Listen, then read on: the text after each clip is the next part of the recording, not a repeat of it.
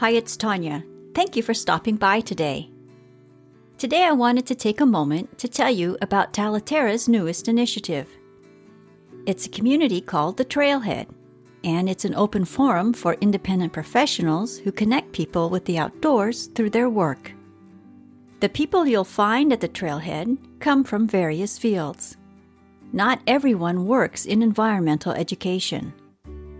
At the Trailhead, you might meet someone from the field of heritage interpretation, or someone from parks and recreation.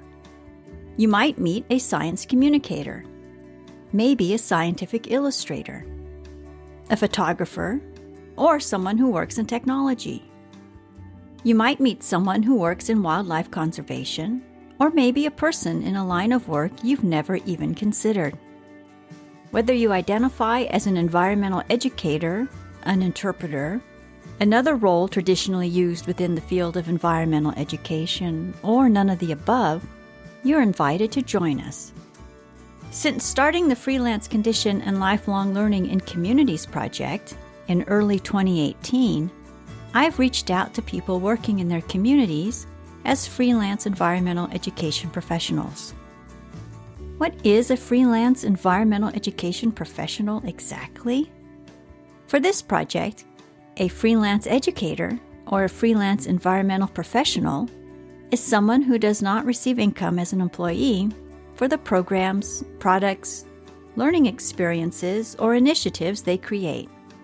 I reach out to people who are paid for their services, people who work one project, one event, or one client at a time. If you see yourself in this description, consider sharing your story. Why am I being so specific? As an independent educator myself, I've spent many years noticing there are others in the field who work like me, yet no one really knows their story. I decided to reach out to other independent professionals because I had a hunch there was a story here, and I was right.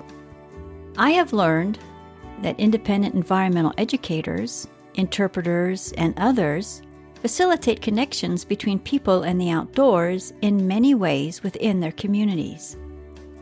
There is a lot going on within communities, and it needs to be described. Not everything happens at the organizational level. There is a lot going on below the radar, so to speak. I have learned that some independent professionals do not identify as environmental educators in the traditional sense, even though the work they do falls under this umbrella. I have learned a lot from these practitioners, and I've had the opportunity to speak with them on the podcast and bring attention to how they work within their communities. I have also had the opportunity to speak with researchers whose research informs the work of these practitioners. Do you work as an independent environmental educator? How about a freelance informal educator? Have you launched a new initiative in your community? If so, I would love to speak with you and learn how you connect people with the outdoors and contribute to lifelong learning in your community. It doesn't matter if you do your work part-time or full-time. Please consider sharing your story. To do this, please complete the form I've linked to in the show notes. If you are new to Talaterra and its initiatives, or are simply curious about what Talaterra is about, I encourage you to join the mailing list so you can learn more over time. The newsletter is published every Monday at noon. If you're on the West Coast, it's an easy lunchtime read. You'll learn about the latest podcast episode and receive updates about past guests. In a new column called The Journey, you'll also learn more about my experiences with the Freelance project. That's it for this week. Thank you for listening. Our next episode will feature a conversation about a concept influencing people's relationship with the outdoors. That is, their relationship with plants specifically. Until then, be safe and take good care.